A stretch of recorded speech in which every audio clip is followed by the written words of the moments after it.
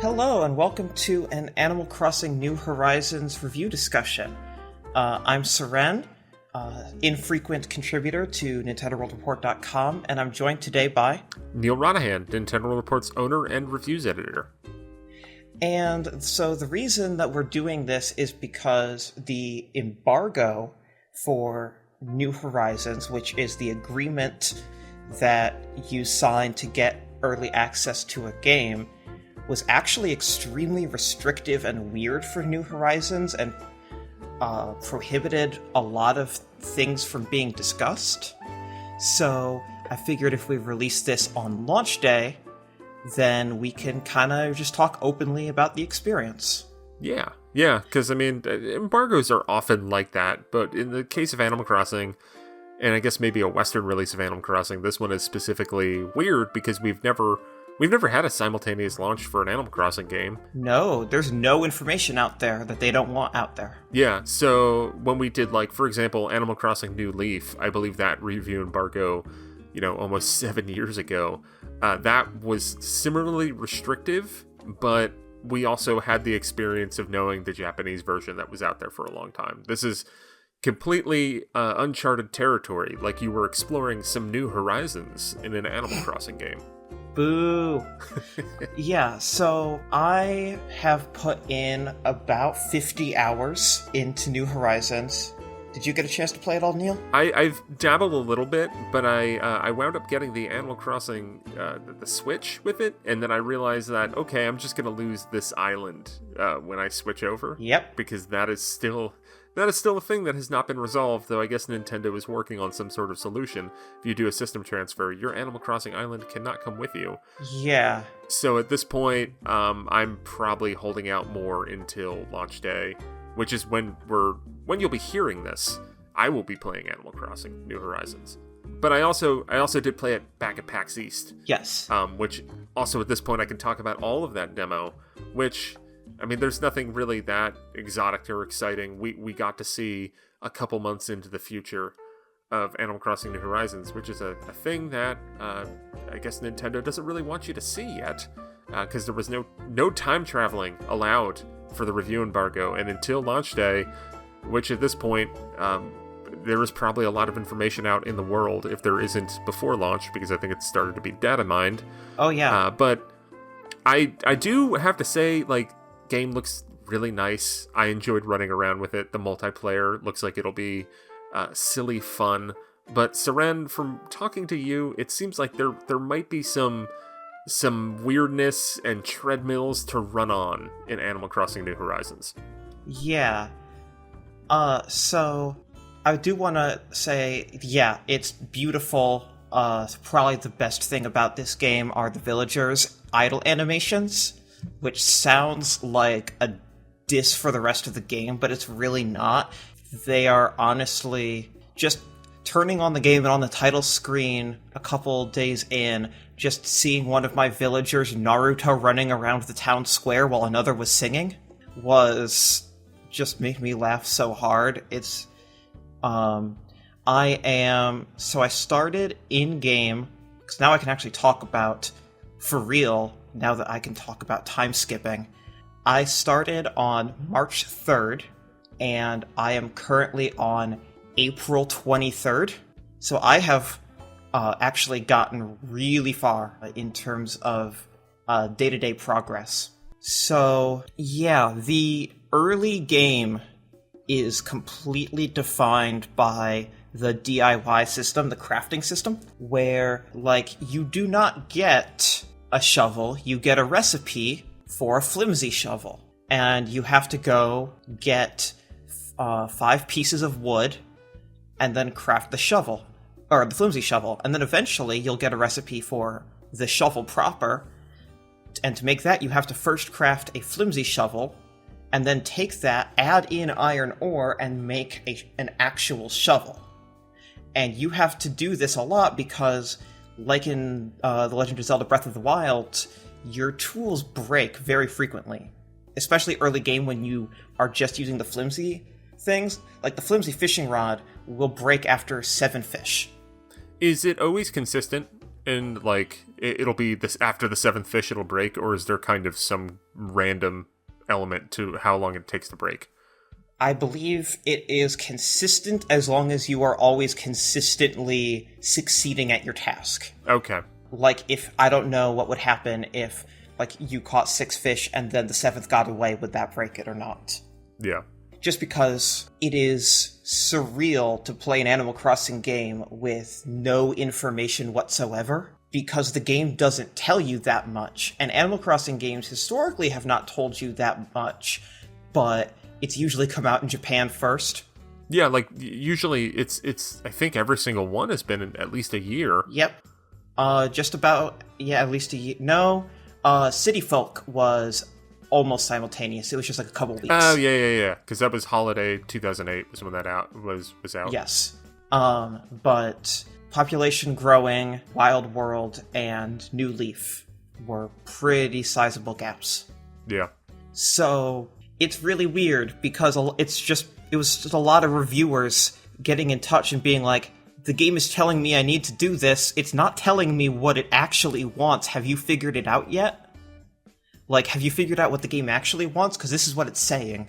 So is it almost like purposefully confusing, or is it just vague?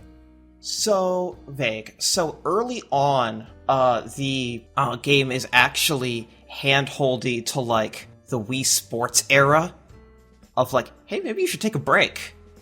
Of, like, the first few in-game days, you have to... Well, first of all, you have to craft the store, you have to craft the museum, you have to pay to get building lots for other villagers to move in, and then early on, you have to build their furniture, otherwise they will not move in unless you've already crafted their furniture, which is absurd. It just makes you craft and craft and craft early on until you are sick of it, which is a choice. And when you... So the main progression as it works, this game does actually kind of have a turning point where end credits play, and then right after you unlock the like the terraforming? The terraforming. Yeah, I was trying to think. Island Designer app is the official. Yeah. All on your Nook phone. So how long time-wise did it take 30 hours. Okay, well, I guess also, like, days-wise? It took me, maybe... I think I got it on, like, March 22nd. Okay. So, to be fair, a lot of people got it on earlier days because they weren't time-skipping, and so they were playing, like, for 5-hour stretches on one in-game calendar day. Okay. And they were just fishing and fishing and fishing for, like, 5 hours. Yeah. Whereas I kind of did a 30-minute loop and then moved on to the next day. Yeah. So you can reach it earlier. Yes.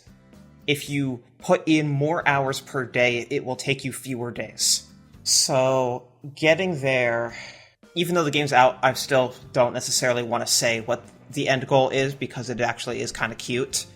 But once you finish building the museum, I believe, the in-game main progression just says, okay, now we need to get our town rating up. Which, if you've ever tried to get a perfect town in an Animal Crossing game, this is very similar. And they'll say, we have a 1-star rating out of 5. We need to get to a 3-star rating.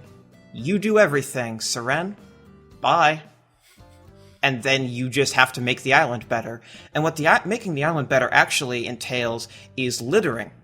Because you can put furniture items outside, and what the game actually wants you to do at that point is go craft a bunch of stuff and buy a bunch of furniture and literally just strew it around your island. Like, you can do it randomly, you can not do it randomly if you really want to take your time and make your island beautiful, but they just want like 100 pieces of furniture to sit outside.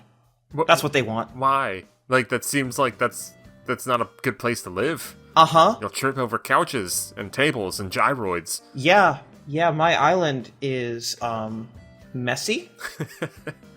But I got to the 3-star. I haven't been able to get to 4-star since, and I've tried really, really hard. And the only things that they keep saying are like, keep decorating. Keep decorating. They're like, hey, did you know that you can get furniture items by crafting? Go make some. Hey, did you know that you can buy them? Go buy them. So what makes crafting, I guess, in your opinion, I know there are people out there, like our own Don Koopman, who has, you can watch his video review from earlier this week. He's much more on the positive spectrum of this video game. But what made the crafting so, I guess, thin for you? So, real quick, I would probably give this game an 8. So I'm not negative. I just don't think the crafting adds literally anything. So it's kind of like merit. how I gave Mario Kart 8 a 7.5 out of 10, but really enjoyed the game, but somehow was a demon spawn. Yes. It's really funny, actually, because GameSpot also gave it an 8 and pretty much almost explicitly echoed my complaints where it's like, yeah, the crafting's not that great, the Nook Island visit tours are completely hit or miss, and there's colonialist vibes, which sucks and we'll get to, and the game doesn't tell you what to do, and so the progression is really confusing.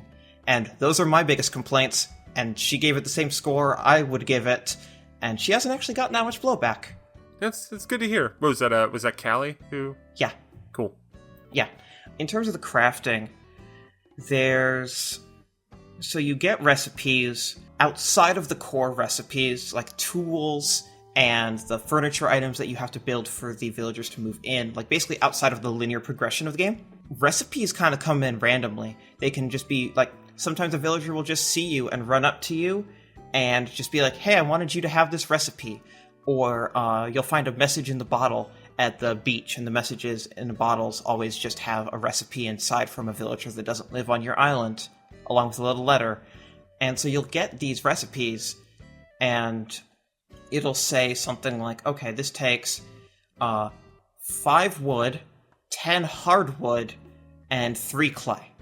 Yeah, the whole wood and hardwood thing was baffling to me a little bit in the PAX East demo, because it's like, go hit that tree. Who knows what wood will come out of it? Exactly. So for every, there is nothing that can yield crafting materials other than shaking a tree to get a tree branch that is consistent. So if you hit a rock, you could get stone or clay or iron ore or gold ore.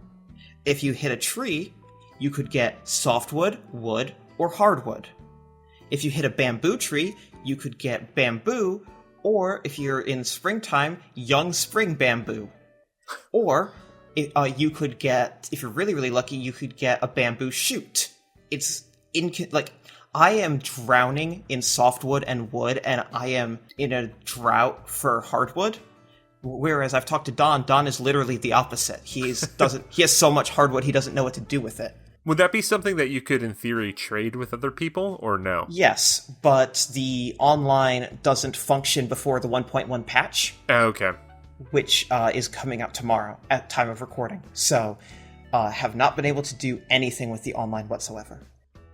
It's weird. And so you go and then you craft it.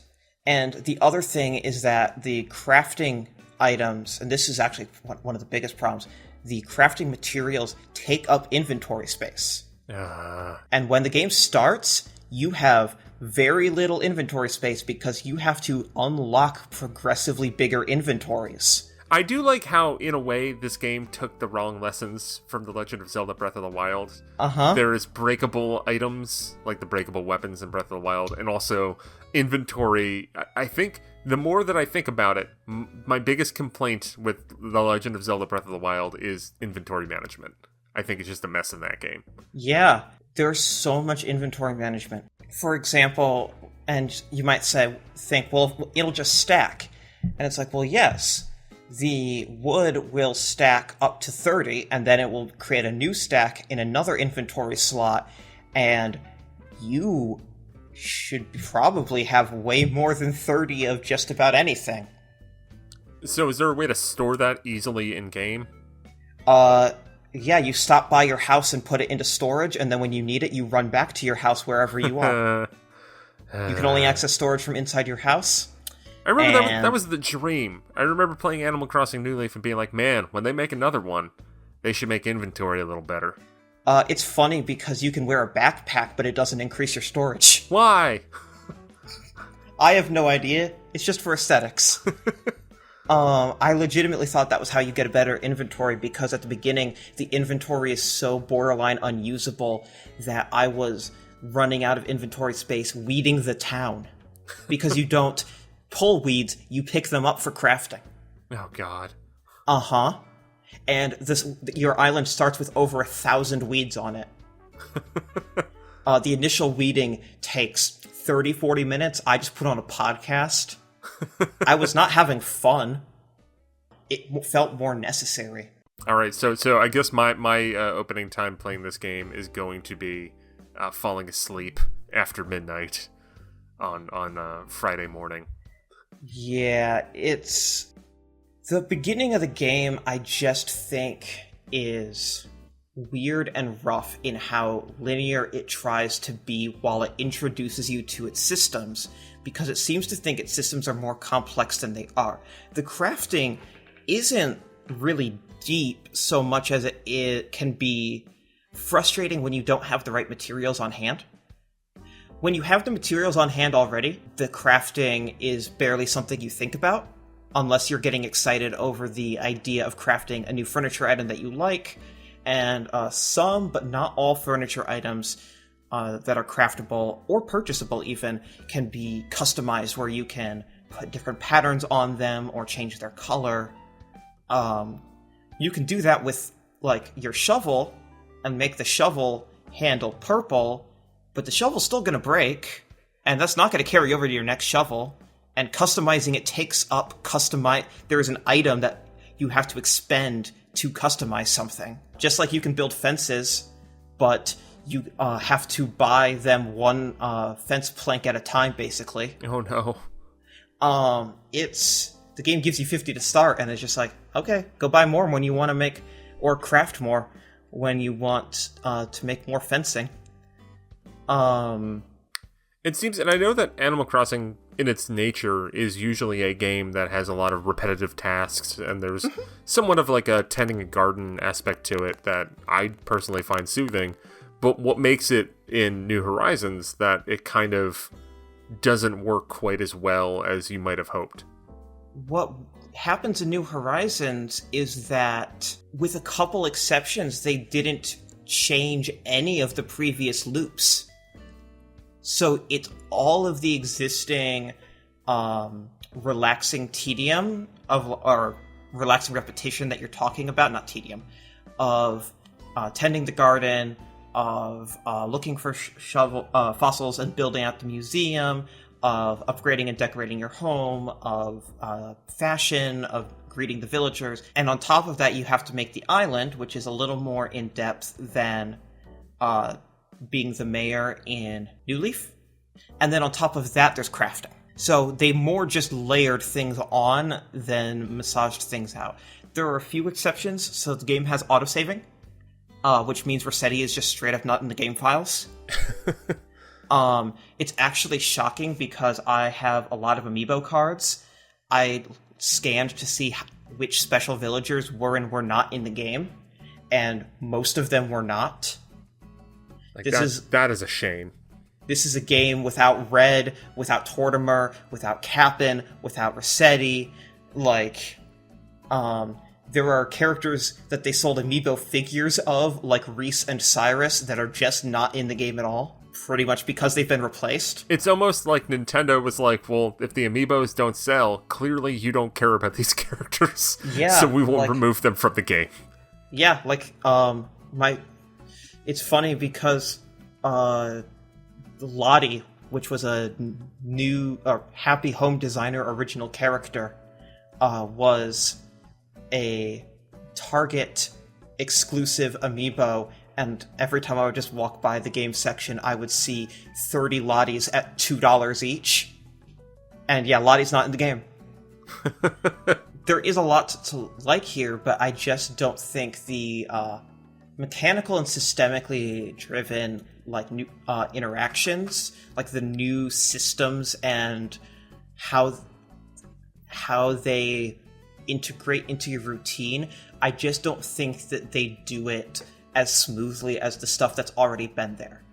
I will say that there are fewer home expansions, but that doesn't mean that your home can't expand as much. That just means that, like, when you make a room bigger, it automatically builds to the biggest it can get, instead of, like, the incremental. Okay, I have to make my main room bigger 3 separate times and then start getting additional rooms, etc. You make it big and then it's just full size immediately. Yeah. Which is a shortcut that I appreciate. You can build bridges and ramps to alleviate the need to constantly swap to the ladder. The ladder or the pole vault whenever you want to cross a ridge or a river. I strongly recommend not buying the bridge because it's a scam. Because once you do get the island designer, you can make functional land bridges literally anywhere on the island you want for free. So you can, well, you have to literally purchase the license to be able to make rivers. The only thing it gives you for free is paths. But you do not get to make ramps with the island designer. So, okay. Though that is where tip. you should spend your money. They give you bridges, and you think, oh, I'll get the bridge because that's the obvious thing I would want. But then later on, you can make unlimited bridges for free.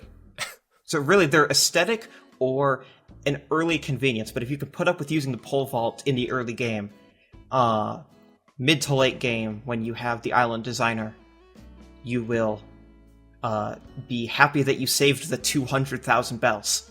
So, you talking about the pole vault and the ladder, two new items in the game, do they really serve a function once you have the ability to, like, make ramps and make bridges? Well, you don't have the ability to make ramps. Okay. But you have to purchase ramps. But, yes. like, their only function is to pole vault Climb across up and down. Water or climb up to higher Yep, that's all. terrain. That is all they do. Like, that's just silly. Like, I don't know if that's bad, because guess what? Like, seeing the little villager pole vault, that's cute. But yeah, it's also the villagers, not the player characters, but the animals. They teleport the second they're off screen. Like, they will just teleport halfway across the island. To test something out, I proved it by there was a villager that moved in a plot of land that I wanted a different animal to move in. So I got mad, and I used the island designer to put his house on a separate island that no one could get to, because the animals can't cross water without bridges. And I saw him outside his house, unable to go anywhere. Then I walked into the store, and when I walked out of the store, he was right next to me. And I'm like, damn it, Ed. Get back in your house. So you can't do the meme comic of putting all your villagers on basically little raft islands and never getting to interact with them. So I guess, should we get to the Christopher Columbus in the room of colonialism? Yeah.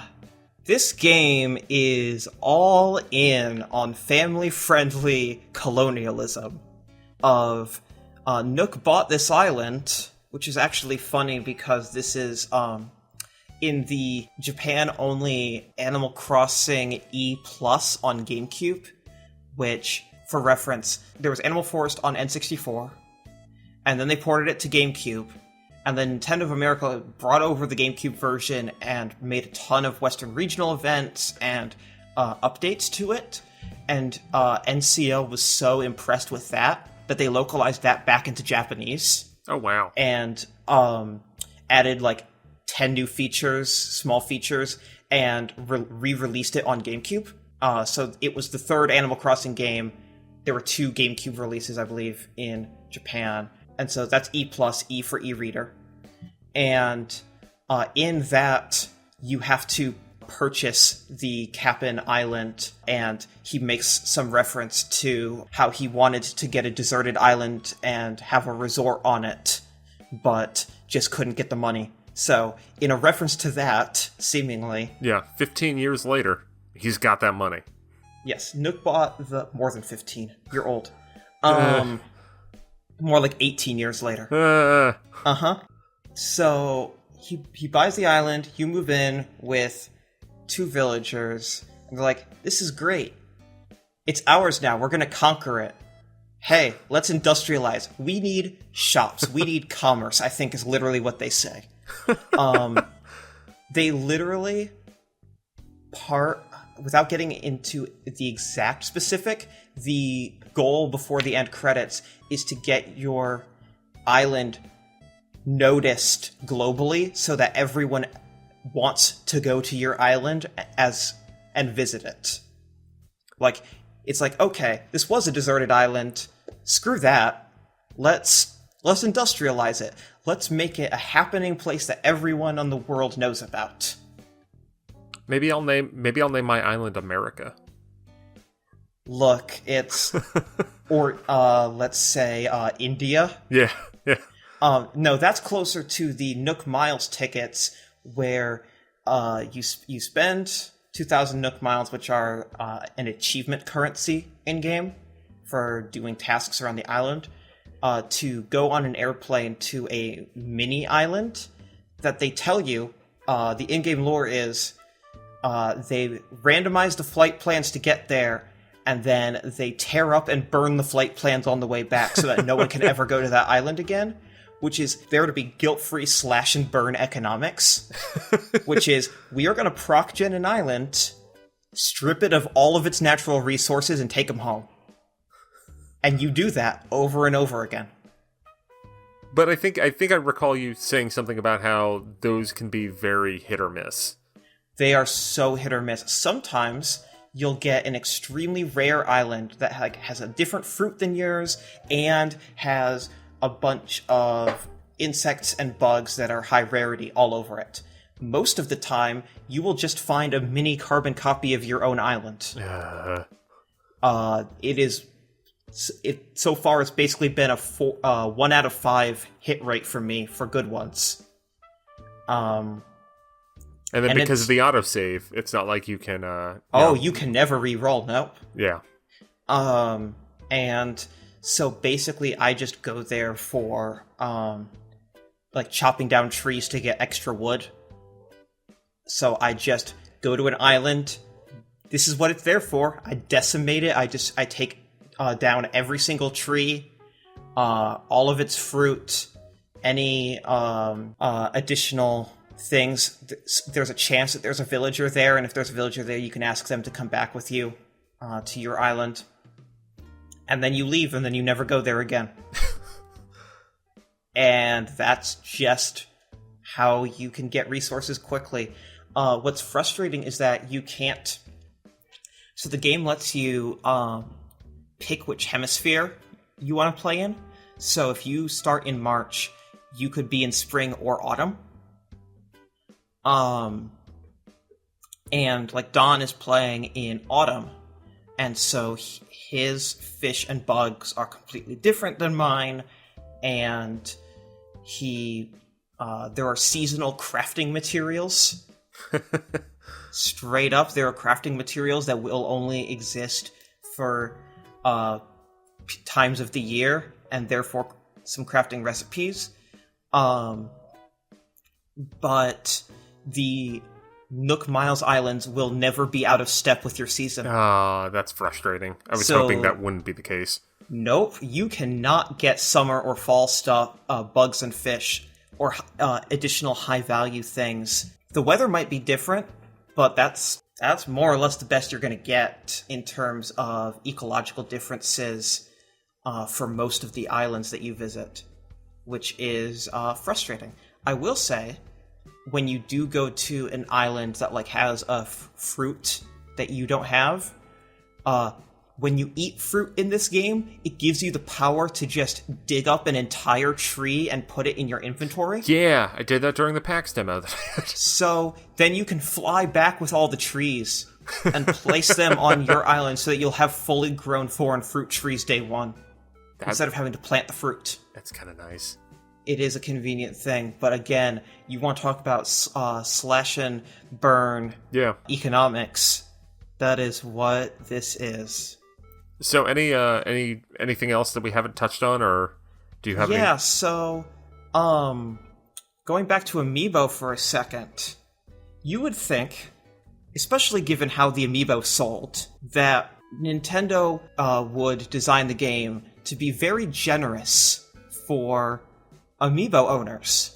Especially if you go out of your way to procure an Amiibo card of your favorite villager. And in New Leaf Welcome Amiibo, and actually in E+, if you scan a card, you can just immediately say, move in, and they will. In New Horizons, they take from Pocket Camp. You can get them to come to your campsite when you scan the Amiibo, which the Amiibo scanning doesn't unlock for a long time also. And once you do, they'll visit, and they'll give you a recipe of something that they want crafted that day. And if you craft the thing and take it back to them, they'll say thanks. And you need to do that on 3 different days with 3 different items to get one villager to move in. Wow. But the recipes that they give you, the things that they ask for, there's no guarantee that it will actually be possible to make it that day. For example, they might ask for shells that you don't have on your island. Or they might ask you for something that's out of season. Because, screw you, I guess? Yeah. So, I had a really hard time getting one of my Amiibo card villagers to move in. It was kind of shocking to me, to be perfectly honest, that it would... Because when... I should clarify, when a villager just randomly shows up in your campsite, all it takes to get them to move in is asking. If you invite them to the island, you need to do it multiple times and bribe them. You have to put in work to bring in an Amiibo villager. You do not have to put in work to bring in a randomized villager. So, yay, thank you for buying Amiibo? Question mark? I mean, Nintendo's just trying to be like, me who? We're not doing those anymore, right? I don't know. There's an entire island that is a photo set where you can scan in all the different Amiibo and set them up in poses in different environments for the photo mode. And that's actually where I scanned all of the Amiibo I had to see who was and was not in the game. Because you can scan an Amiibo and it'll either say, like, they're not answering the call right now, or the character model will just plop out of the sky, out of nowhere. Yeah, it's bizarre. It's an interesting package. I do like it. I really like the Animal Crossing parts of it. The fact that it takes so long to get into the traditional loop, like to get a store and a museum and a clothing store, takes several hours. Like, maybe 10 hours to get to that point in-game. So, the fact that you have to work and grind to get to a more traditional Animal Crossing experience is a bit of a turnoff. Yeah. But when it is firing on all cylinders, I do genuinely really like it. Also, the new special villager Flick, who's there for bugs, is a gothic leather and spike lizard who walks around and is just constantly like, we shall never know the majesty of bugs. We can never truly understand. So the localization is still fantastic. Oh, the localization is still fantastic. Whereas CJ, I mean, that's probably just in the script, because CJ, the fish equivalent, is literally a streamer who is constantly whipping out his phone for selfies and is all about sea sports streaming, which is a joke that will age poorly, I'm guessing. Yes, literally like a Twitch streamer. Well, I mean, the goth. The good thing is that with some aspects of New Horizons, I mean, the colonialism seems like it's just baked into the game. However, You cannot avoid that. This is ostensibly a live game. Like, we're going to see updates for different holidays and seasons over the coming months. Yes, Nintendo has made it clear that they're treating this as a live game. Live ops. Yeah, maybe there will be some efforts that this will be smoothed out, but it seems like if you're playing this game this weekend, there's going to be some focus on crafting. Maybe too many treadmills, but maybe it seems like a lot of people that is 10 out of 10 their jam, whereas other people maybe it's 8 out of 10 their jam. Yeah, if you love crafting and are okay with a simplified crafting mechanic where the materials are some degree of randomized, like, go all in. That's what this is. That's not for me, but I will say that, and this is a little bit of a backhanded compliment, but like after 20 hours, I didn't have to deal with crafting nearly as much. I was able to just focus on like the bell-based economy. Yeah. Which is the normal treadmill that you're going on. Yep. Yeah. Again, I was playing the 1.0 version, which almost no one is actually going to end up playing because 1.1 is coming out. So I've actually played past Easter, and I'm going to need to time travel back because they're adding Easter in. Is that going to be in the 1.1 update confirmed? Cool. Yeah, that they said that in the Direct, that the 1.1 update, for example, will add holidays like Easter. Well, then I'm still very excited for this game. Maybe a little cautious about the focus on crafting, but that's about it.